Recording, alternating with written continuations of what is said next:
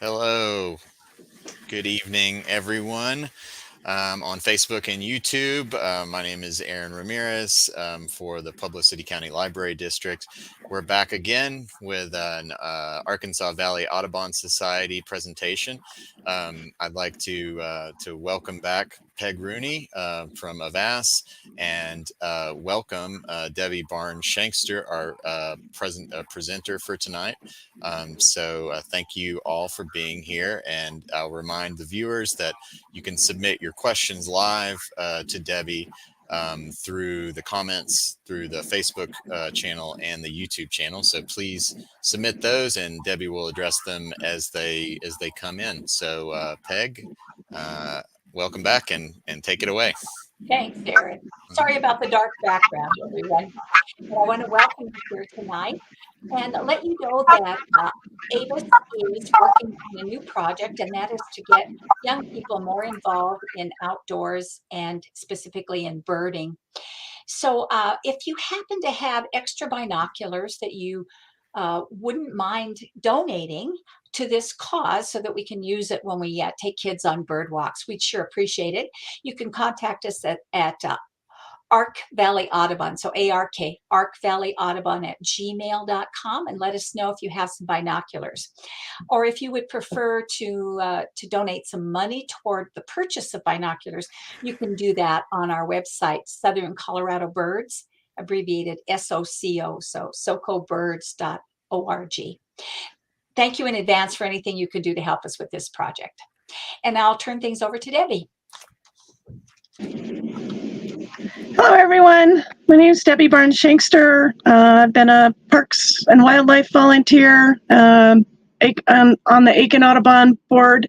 I still lead field trips around, and I'm going to present to you about raptors. So let me get that all up.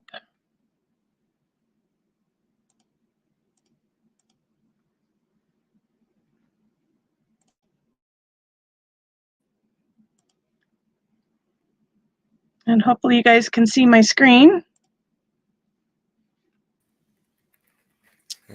So we're going to talk about 5 groups of raptors here in Colorado. We're going to have the eagles, of which there's 2, the bald eagles and the golden eagles. The booteos, of which there's 5, the ferruginous, the swainsons, the red-tailed, the rough-legged hawk, and the broad-winged hawk. And I may or may not be talking about that one today, the eastern hawk.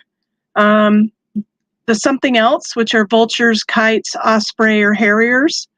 And then the falcons, which are our jet fighter raptors, which are the kestrels, the merlins, the prairie falcon, the peregrine falcon. And then the accipiters, of which there's 3, the northern goshawk, the Cooper's hawk, and the sharp-shinned hawk. So one of the first lessons when you're looking at raptors is that size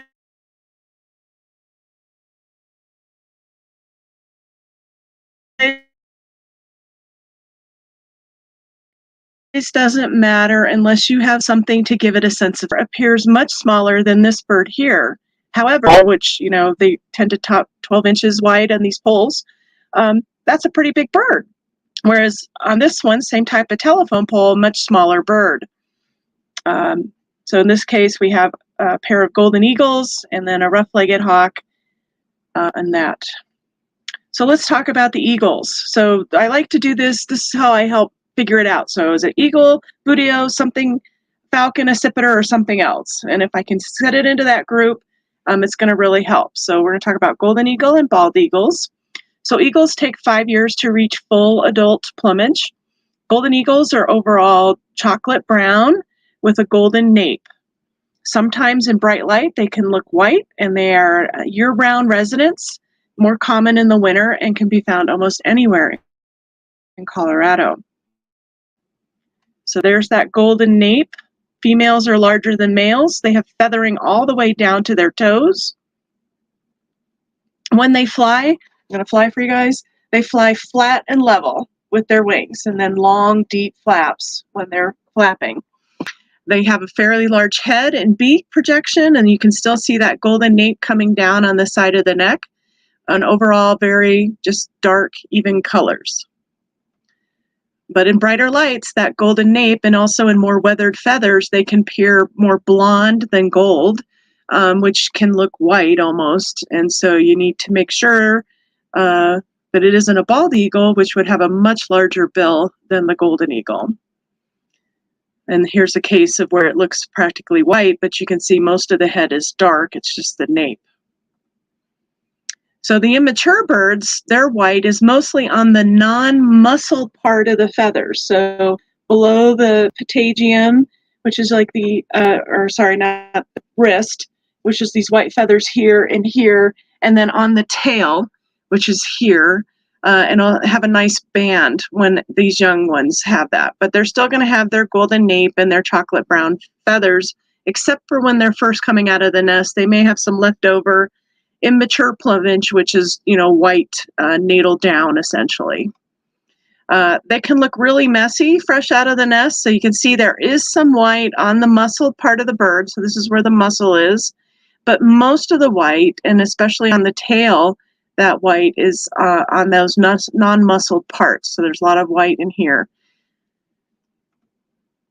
Golden eagles build nests on cliff sides generally, or in cliff caves. In this case, this is out in El Paso County in a sandstone cliff, and they add sticks every year. The eagle pair add sticks to this nest.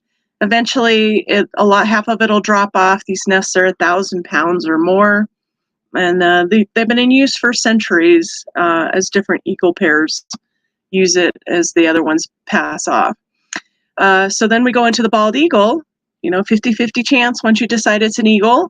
If it has a big honking beak, a white head, and a white tail, and it's dark brown or black, almost like a black brown, then it's a golden eagle. And in the winter, they roost in larger groups, so you can see them down at Pueblo Reservoir in the winter. And down at John Martin Reservoir, I was down there and saw several eagles, and that was really cool. So this one's at 11 Mile Canyon, nice adult pair that breed there. They're year-round. One of the things about the eagles when they fly, their wings kind of bulge out here and then nip in at the waist. See how they really nip in compared to the golden eagle. But that bill is very large and yellow and very noticeable. And then when that tail is white, it's white, and the head is white. And then the immature, more of the white is on the muscle part of the body. So you'll see that they have all along their flight, their arm muscles there, and then across their body. And then they'll have a little bit of, it's really spotted, but it's on the tail. It's not going to be that pretty white band that you would see on a golden eagle. And then you can really see how these wings nip in at the waist, whereas a golden would kind of come straight across on their wings. They do, in particular flight positions, both eagles have fingers at the end where these primary flight feathers spread out. But again, they have that very large bill. It makes their head look huge.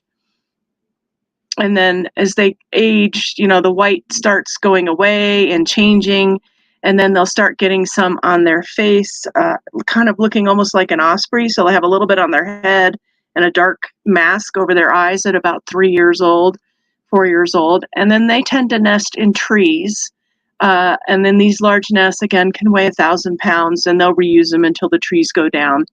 Down at John Martin, and I'm pretty sure at Pueblo Reservoir, if they have any breeding bald eagles, they do put up platforms for them, and they will use them if there's no other useful trees nearby.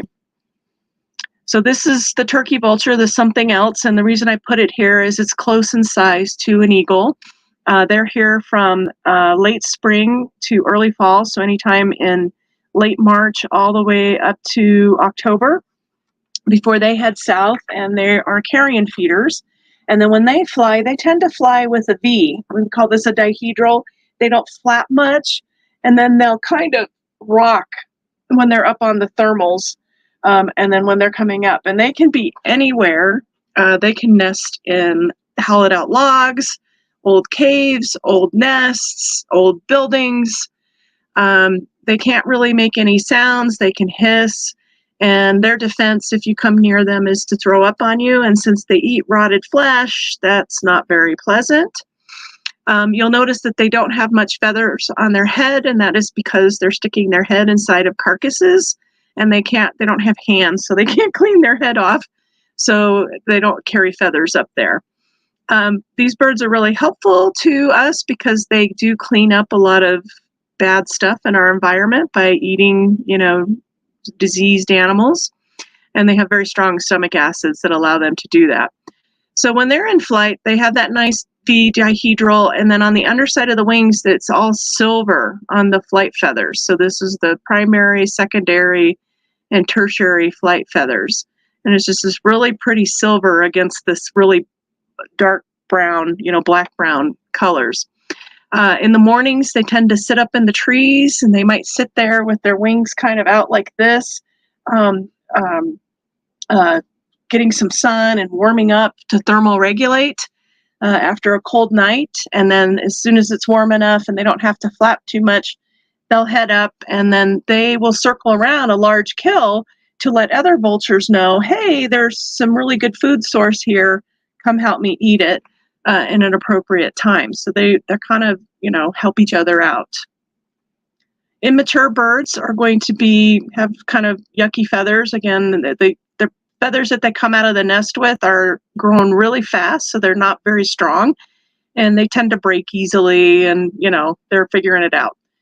You'll notice that the head is almost invisible, but then you see this little ivory white bill, and that is very typical of a turkey vulture along with the dihedral.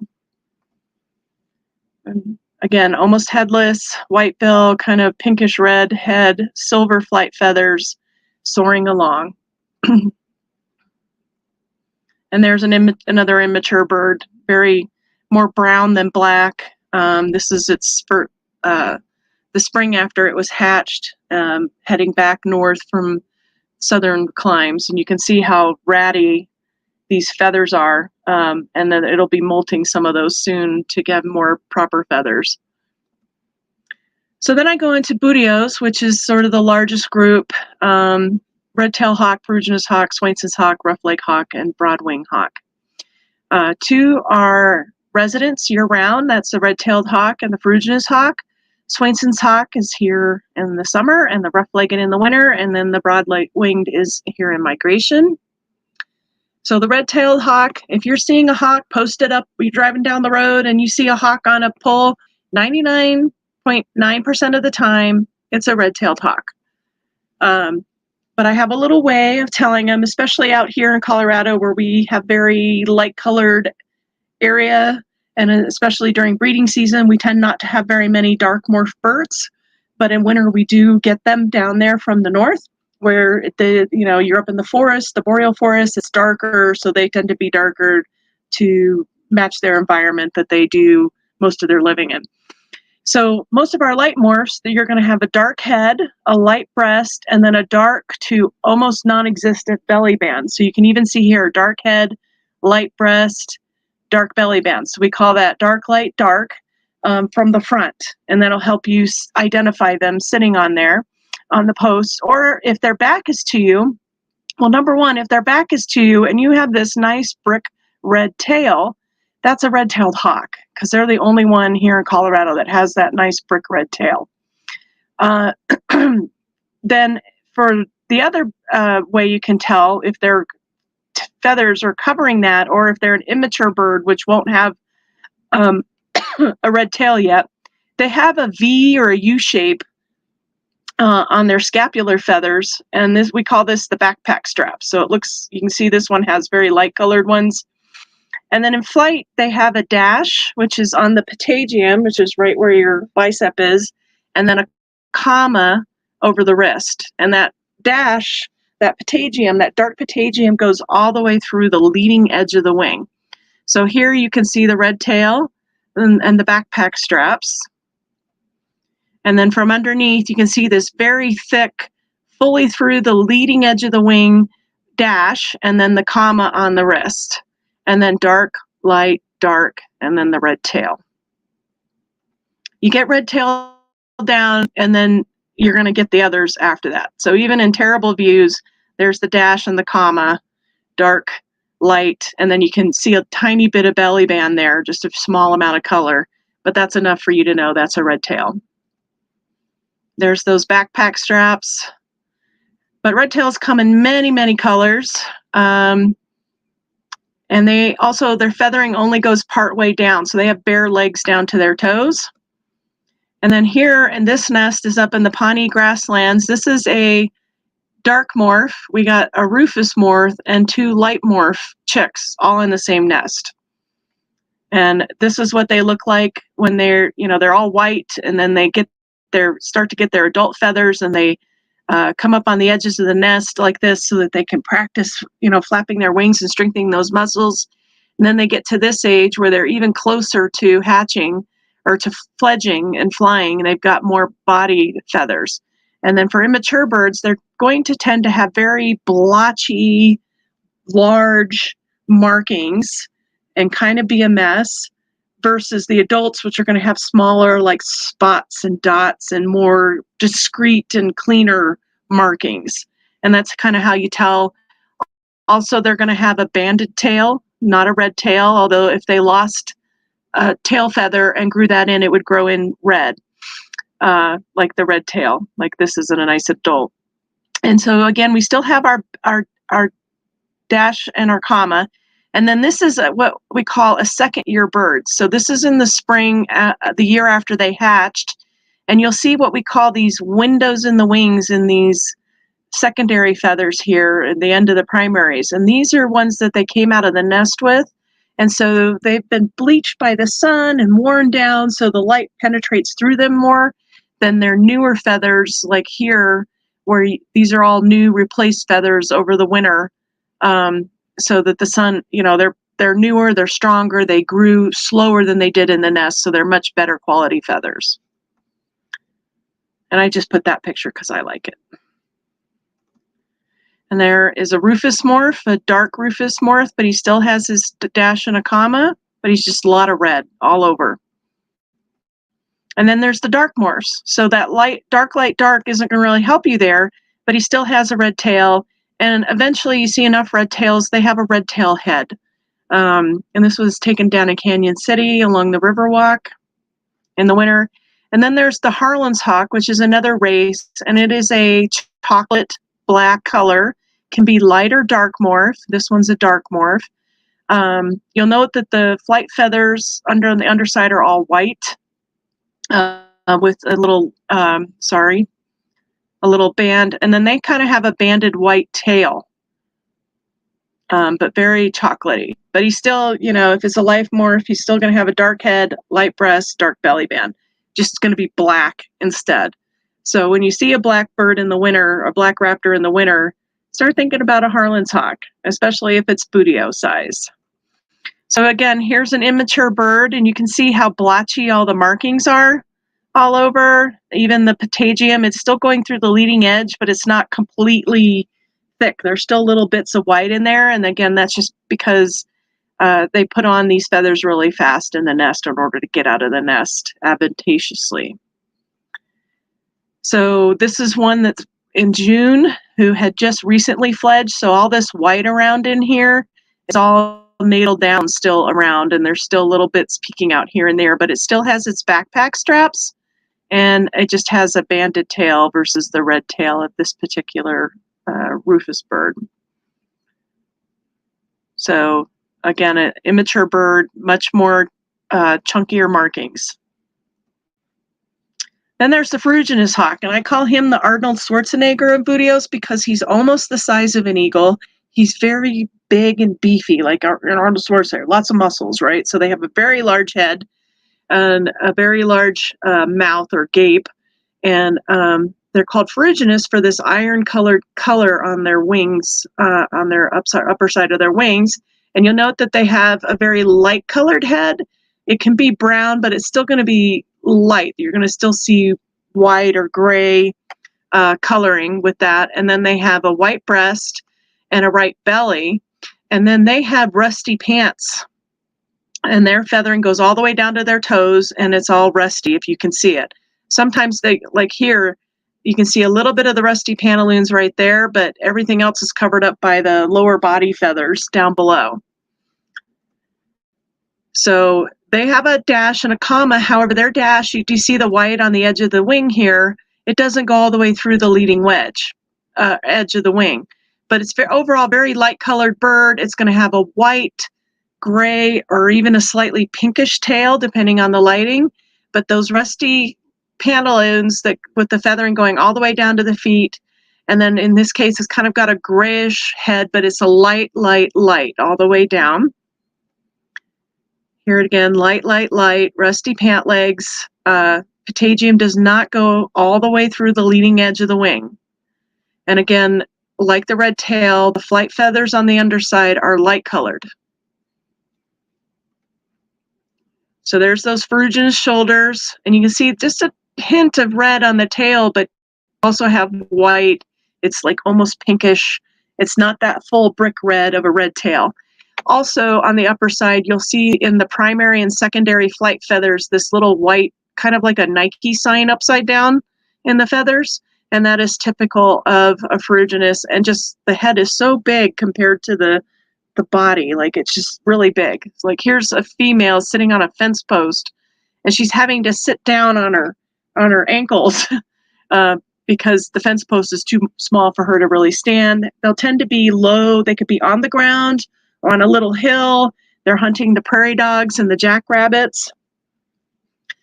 One other thing is you see this yellow line. This is the lips of the mouth. And if you were to draw a line through the middle of the eye, you'll see that gape goes almost to that line, which is what we call that yellow lips, is called that the gape. But again, you got that really beautiful ferruginous feathers, rusty pant legs, light. And then they have a dark morph. And isn't this one beautiful? This was a little tiny male. He was smaller than some of the red tails around, and I was amazed that they could be that small, because ferruginuses are usually pretty beefy. But he still has that very large head to body size, and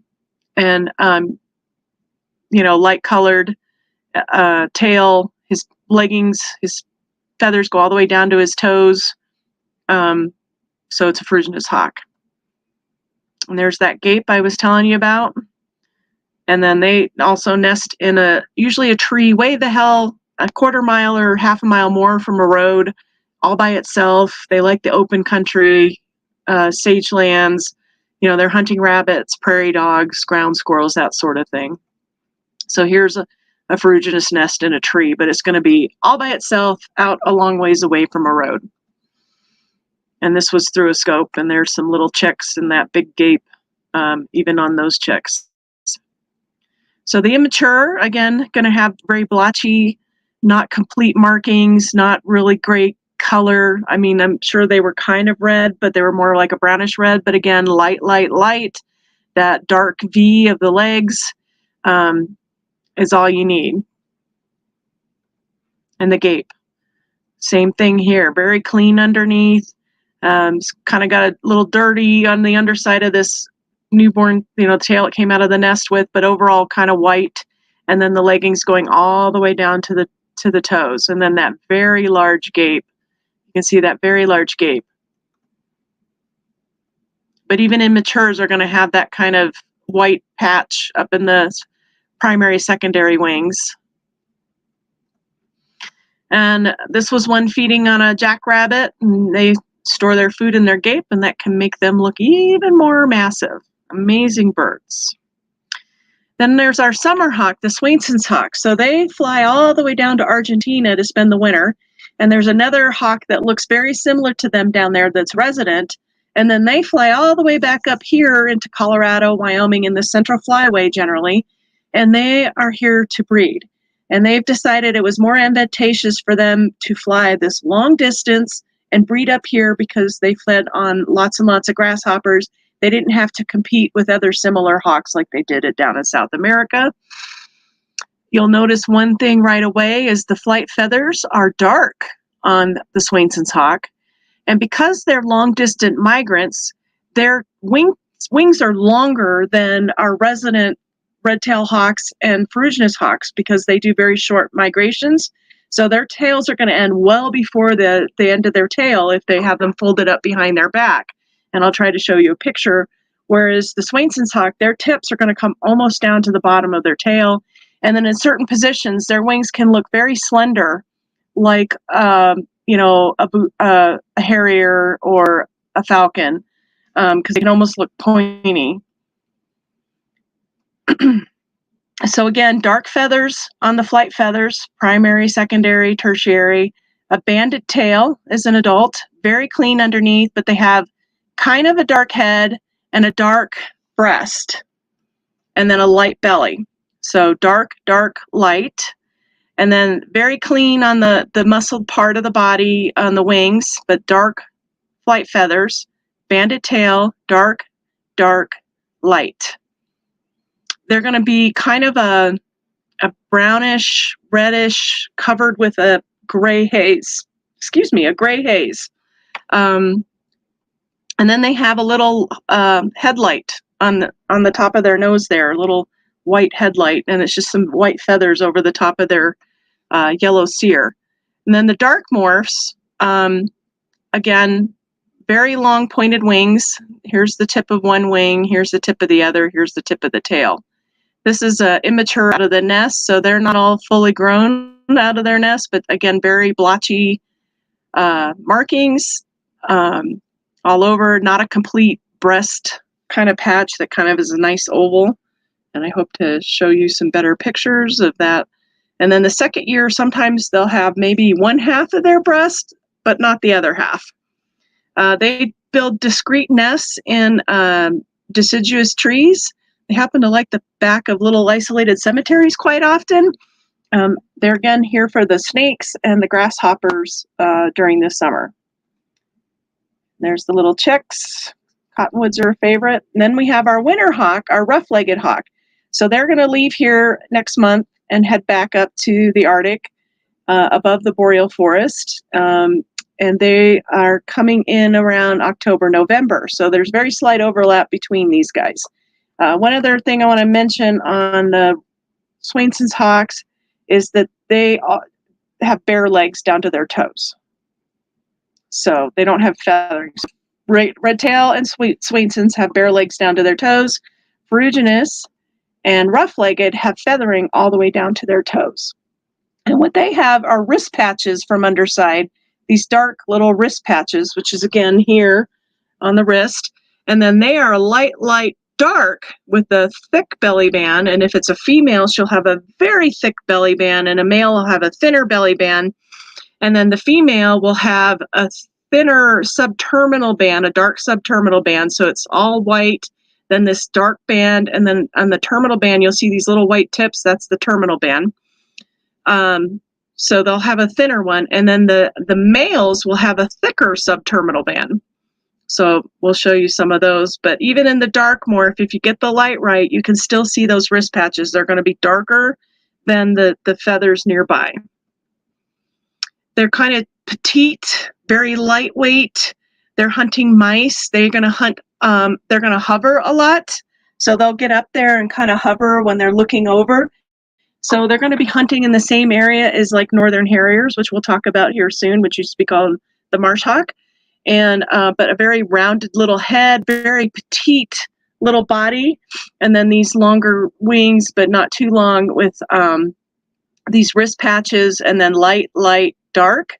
And this one has a thick belly band and a thin subterminal band, so that's a female. And then this one has a thinner belly band with a thick subterminal band. This is a male rough-legged hawk. And then they have these pretty golden palomino ones. But again, it's just an intermediate morph, but it's still light, dark. A thick belly band, thin subterminal band is a female. And then the dark morph, you kind of have to go off of that. That's probably a female because of that thinner subterminal band, but you can still see the wrist patches standing out from the feathers on the wings, but then they also have light-colored flight feathers on the underside. And then very petite, little compact body.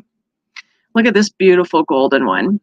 But the wristbands, thick, dark belly band, a little thicker subterminal. So I think she's like an older female, probably. And then they're very mottled. When you see them from behind, they'll have a lot of white and dark feathers, just very mottled. And then they are a little longer distance migrators than red tail or Ferruginous. So you'll see that if you draw a line from the bottom of the tail, it comes just underneath the flight feathers. But again, light, dark, very thick belly band. That's a female. And then we have the broadwing hawk. So most often seen in migration only. They're very clean and white underneath. They have a broad black and then white tail bands all the way up. Their wings are short and broad, which bootios, they're, broad wings, short tail. And then they're held horizontally flat at almost 180 degrees. So this was taken at Fountain Creek, but there's that banded tail, very clean underneath. A small forest hawk, because they're usually in the deciduous forest to the east of us, in like Iowa, Missouri, eastern Missouri, and further east. Then we have another something else, and that's our osprey, which is our fish hawk. And a lot of times you're going to see bald eagles around these guys because the bald eagles are going to harass them because they're very, very good at fishing. The bald eagles are pretty good, but they would prefer to have someone else do the work for them, and then they take the thing. And again, we can tell female and male apart on these. So they have a four-patched appearance, so they have wrist patches like the rough-legged, but then they have dark secondary and tertiary flight feathers, and then lighter primary flight feathers, and then they have white on their patagium, and then white overall, and then they have a mask. And then if they have a necklace, that's a female. And they have very special features called scoots on their toes that allow them to hold wriggly, slippery fish. And then they'll turn that fish in the direction of their flight to be more flight keep them afloat. They tend to fly in kind of either arched, slightly forward, rounded thing, or an M shape, like you would draw goals with an M shape. They'll do that too. So they have very flexible wrists in order to do that. I forgot to tell you that the red-tailed hawk flies in a slight forward dihedral. So they like to push their wings a little forward and a little up. But there's those wrist patches, but then the dark and light flight feathers instead of all light of the rough-legged, and then the band, and then this one. It's hard to tell if it's like a young one with the beginning of a necklace, but I think it's probably a male. Here's for sure a male. There's that mask, the dark patches, overall light-colored, banded tail, and there's that M shape I was trying to demonstrate for you. Sometimes they look like they have a mohawk, and they like trout. This was at Brush Hollow Reservoir. Then another something else is our northern harrier, which used to be called the marsh hawk. And the females and young are brown, and then the males are gray, or called the gray ghost. So they're going to have a rounded facial disc, so their feathers are going to go around their eyes, and that's going to direct sound into their ears. So they're going to look like they have an owl-like face. So they have that feature that owls have in order to direct sound into their ears, because they're looking at mouse urine trails, because they're hunting mice and stuff in the grasslands, and the mice run back and forth, and they'll see them, but they're also listening for them in the grass, and then they tend to fly courses. So they'll go one way, and then they might come back the other way, and then fly fields, and then they'll go up and fly over to another field. They tend to like to fly along fence lines or edge lines quite often. If females have what we call dirty armpits, which are called oxalaries, and then you'll notice she's very brown with a lighter lower part of her body. And then she has what's called a white rump patch. We'll show that better here in a minute. And then here's the male flying. He's all gray, but he still has that white rump patch. And then they have a very long tail. And here's that male with that dish-shaped eyes that direct the sound into there. And so he's the gray ghost. So if you see him, hey, we got a northern harrier with that owl-shaped face. And then here is an excellent picture showing the dark armpits of a female northern harrier. And that long tail, and you can see just a little bit of white from her rump patch right there. And then this is an immature, so they kind of go from this pale blonde to this dark orange. And then if they have these dark armpits like this one does, that's going to be a female. And you'll notice their tail is more thickly banded than the female's tail, where you can see the bands here, but they're thicker on the immature bird. And that's how you tell the difference between a female and an immature bird. All right, moving into the falcons. We're going through this rapidly. We're going to talk about peregrine falcon, prairie falcon, merlin, American kestrel, and we'll just glance over gyrfalcon. So peregrine falcons, other than the gyrfalcon, are the largest falcon and the fastest bird in the world, diving up to 200 miles per hour. When they dive, they curl up their foot and they eyeball somebody out of the flock that they flushed up, and they hit it, and then they've got to chase it down and catch it before it hits the water. They tend to be near water, except for during breeding. We have a peregrine falcon pair that breeds up on Cheyenne Mountain. And as we know, there's not a whole lot of water around there. So what do? They switch over to white-throated swifts quite often during that time because they're breeding in the same area. They're going to have a large Roman centurion helmet look to them. And so with falcons, I kind of talk about mustaches quite often. And then I group them as peregrine falcon or prairie falcon, and then merlin or kestrel. And that kind of helps you divide those up and ID them. So they tend to be gray or brown, depending on their age. That very distinctive Roman centurion helmet is important. Falcons have very pointed wings, very rapid wing beats. There's that helmet. So there's those pointed wings, those rapid wing beats. And he's sitting over wetlands this was in Eugene, Oregon, watching all the waders and the teals. And then he would fly over and stir them up periodically, hoping he could get one that seemed like a good one. And they're going to come out of the sun. So they tend to go up and then come out of the sun. And when you see all the birds take off, look around. There's probably a peregrine falcon coming in. The more sort of our one are more brown and banded, but you can really see that thick mustache of the peregrine falcon. Longer tails, pointed wings, all to help them fly really fast. Then we have our prairie falcons, which are resident here, and they breed up in cliffs also, same area that the peregrine falcons in Colorado breed, and they feed on those white-throated swifts during this time. They're going to have a thin pencil mustache. They're going to be brown or blue-gray, but again, the very light-colored overall underneath. So the peregrine falcon, very dark-colored underneath, and then the prairie falcon, very light-colored underneath, except for the dirty armpits, which are also called oxalaries. Usually when I see a prairie falcon and it's flying, this is what I see. They're going somewhere when you see them, and they're going somewhere fast. But they will sit, I go out in the winter and I see them out on the powered lines roads out in eastern El Paso County and down in other areas. And they'll sit there, and most falcons kind of have what we would call a parrot-like beak with a hook. And that's because they're actually more closely related to parrots than raptors. So just think of them as a murderous parrot. So here, this one is a young one that didn't have the full mustache all the way down, and he confused me, but I was very early in my birding career then.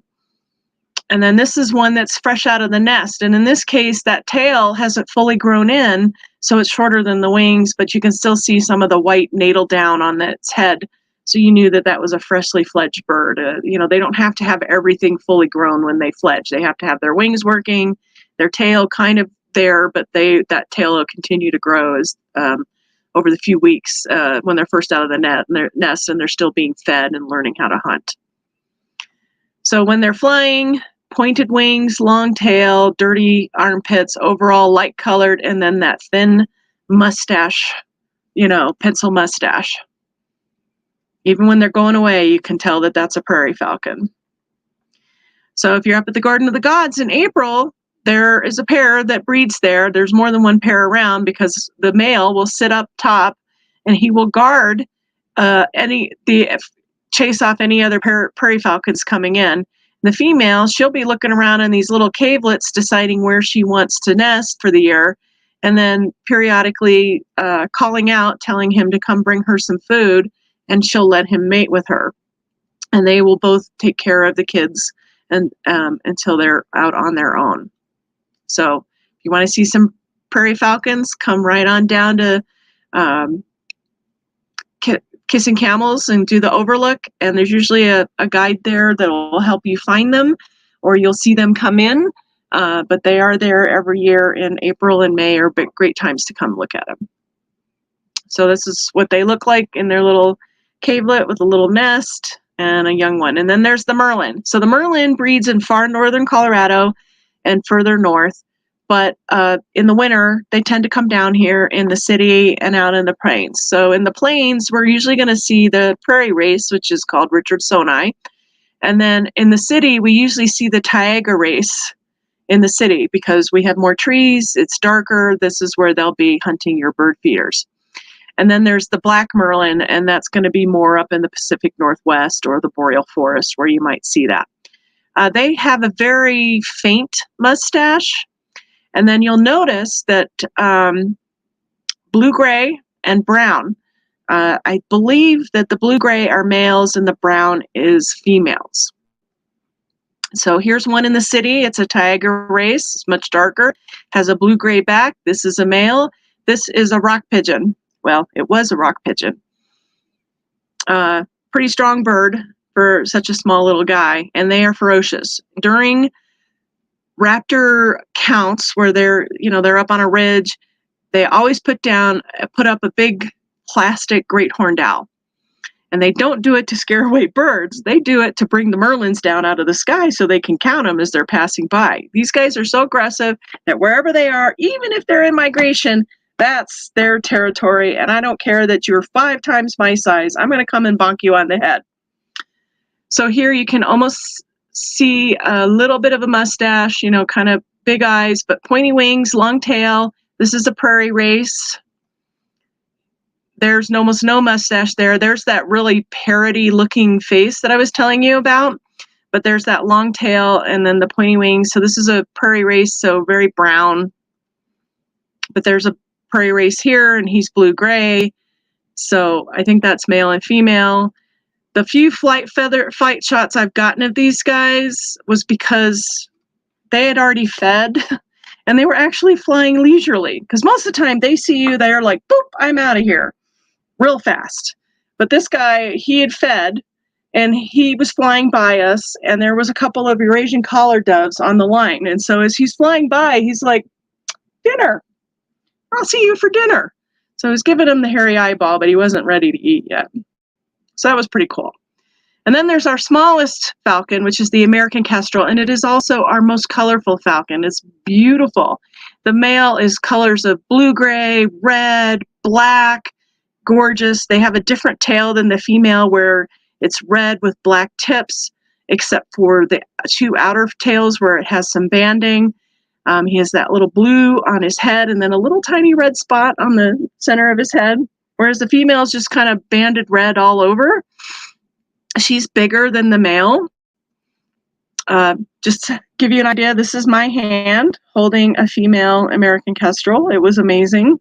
I had a friend who was a bander, and she banded these guys, and so I got a chance to see them up close and personal. But here's a pretty female. You can tell her she's just red with the banding, and then she has a little bit of gray on her head, but they have a double mustache. So they have a mustache here and a mustache back here. So there's 1 mustache, 2 mustache, beautiful male with, red on the back, blue, gray on the head and the wings. There's a pair, a female and a male, and you can really get size difference there. And they nest in cavities, abandoned buildings, nest holes, barns. You can put up a properly sized kestrel house. If there's open land nearby or wired areas with they'll nest near the city. Some people say they look like a flying banana because they're kind of flat on top and then they kind of go around with their belly, and then they just have these thin wings. And then there's something else, which is the Mississippi kite. And you guys being in Pueblo, if you're there in Pueblo, or even now up here in Fountain, Mississippi kites, came from the southeast, moved up the Arkansas River, and now they've been coming up Fountain Creek. And I've even heard of a couple being seen up in Denver. So they are still expanding their habitat. So they are here in mid to late May until probably early September. And they breed colonially, so they will have several nests in a very local area. So in Fountain, there'll be, a pair here in this tree and another pair in a city park. In Pueblo, you might have 5 different pairs nesting in different trees within a park if it's a well-treed. They like to be near water because they're usually hunting dragonflies. So they're kind of a really cool bird, and the only kite that really is in Colorado, and they're really ombre. So they start out with this white head, light gray to darker gray to black on the tail and the tips of the wings. And they have these bright blood red eyes. And then the immature birds are just kind of splotchy and funny colored. So this is the pair in Falcon, but that white to light gray to dark gray to black, red eyes. This is the male. He's brought a branch for the nest. He says, "Hey, honey, look at this branch I brought you to put in our nest. What do you think?" And then she'll go, "Okay," and let him breed with her. And then they raise a few babies and get them all fledged out, and then they all head south for the winter.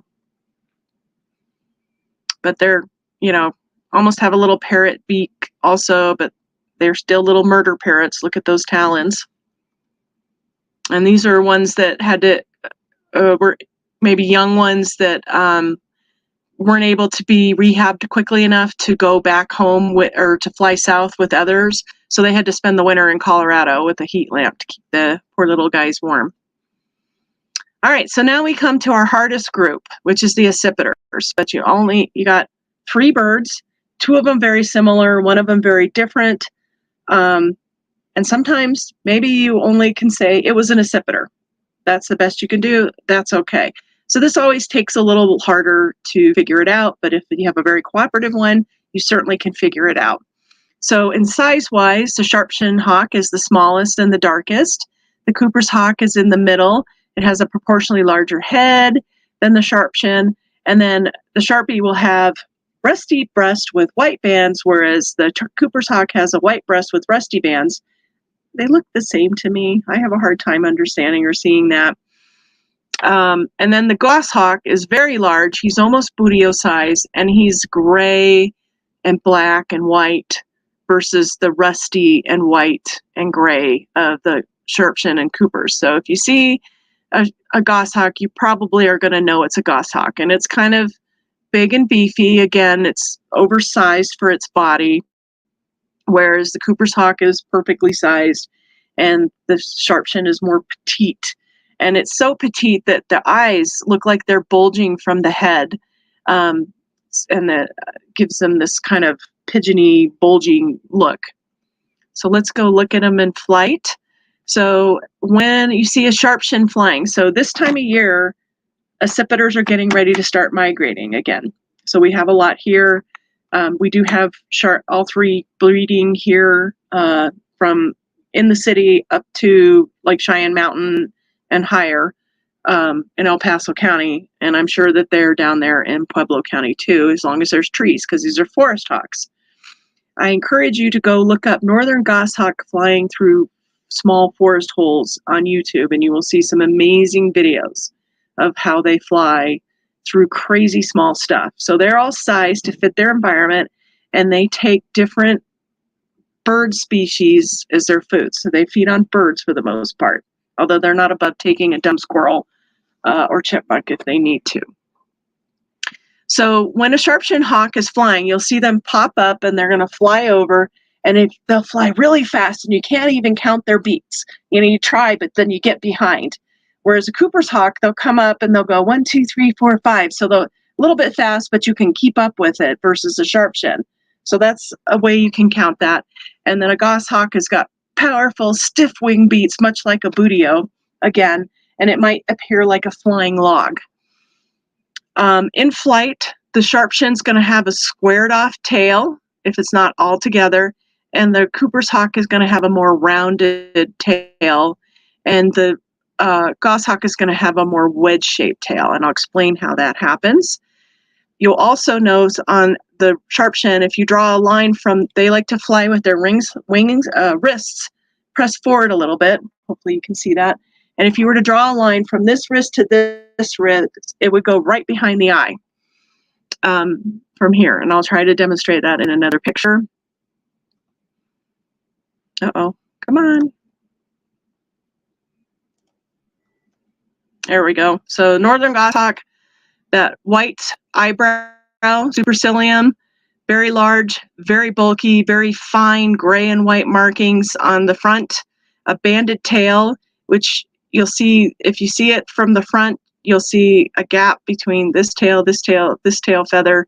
With the way they fold up, you can kind of see them down, but they're very close in a small area.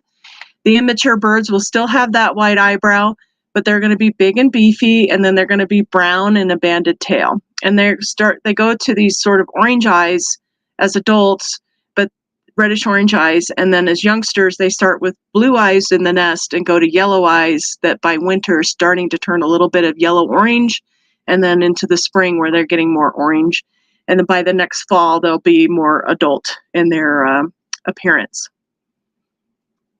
So I have a friend who lives up in the Black Forest, and one year she had a goshawk show up as an immature, and then every year it came back. And again, very blue-gray, very distinctive. So if you see this big beefy bird, you're probably going to know it's a goshawk, and it'll be easy to tell. And this was it as an immature.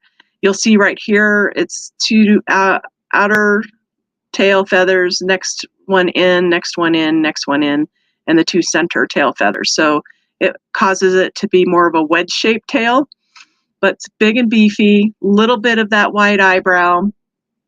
And she has a size 5 shoe, so if you have anyone in female size 5, that's the size of its footprints in the snow. It's pretty big. They nest up in thick lodgepole pine up in the mountains.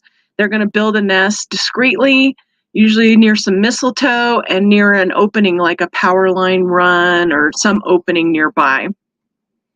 Then you have the Cooper's hawk.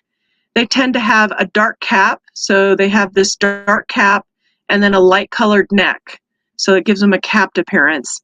And then they have a rounded tail, and you'll be able to see the graduation if they're facing you.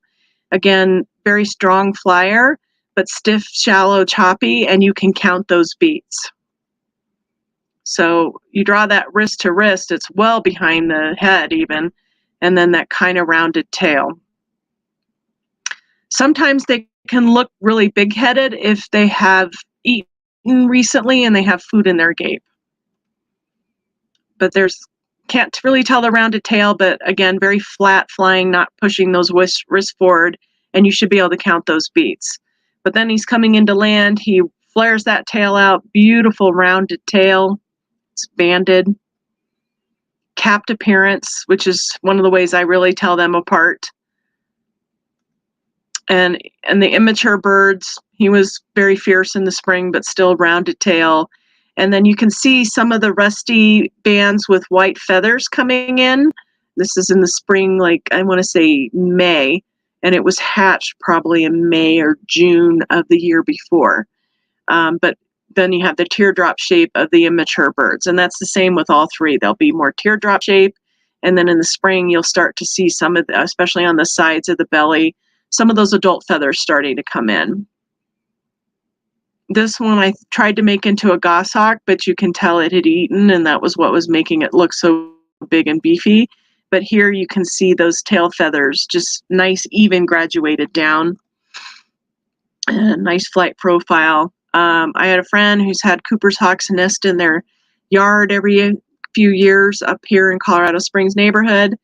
It had 5 young. They had ranged from blue eyes to just getting yellow. This is a rufous hummingbird, and he terrified these poor little guys. They were like, "Oh, go away! What are you? Get away from me!" It was great. And this is the youngest, so there's those blue eyes going to yellow on the oldest hatchling.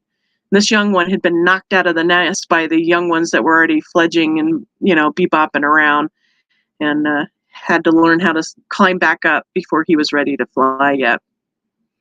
Then our little tiny sharp-shin hawks.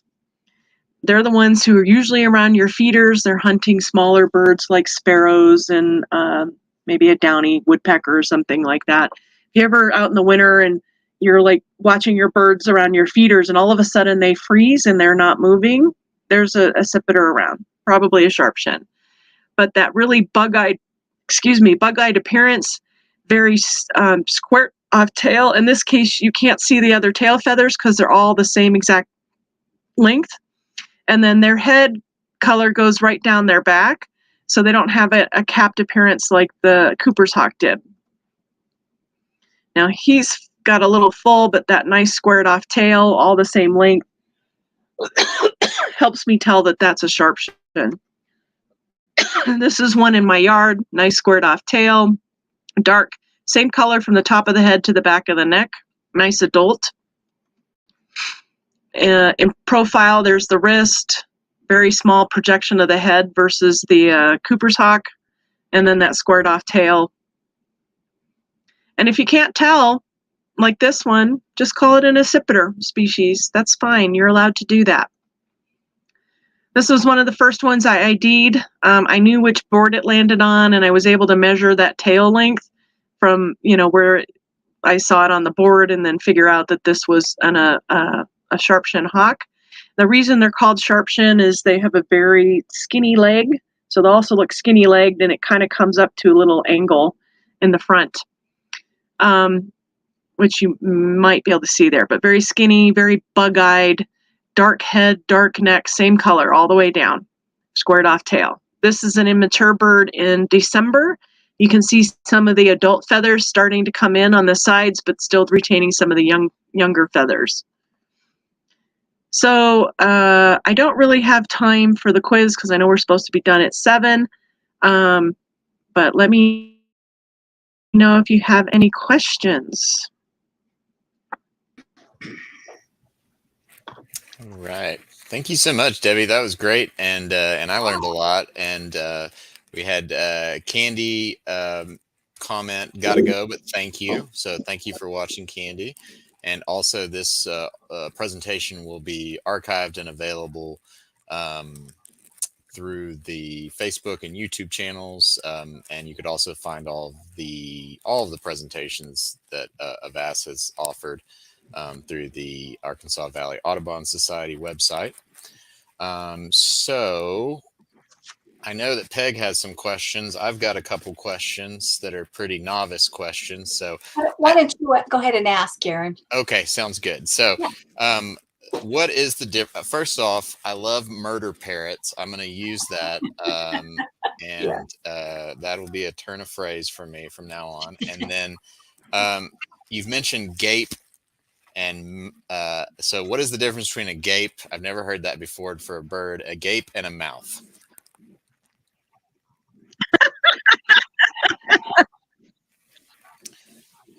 Oh.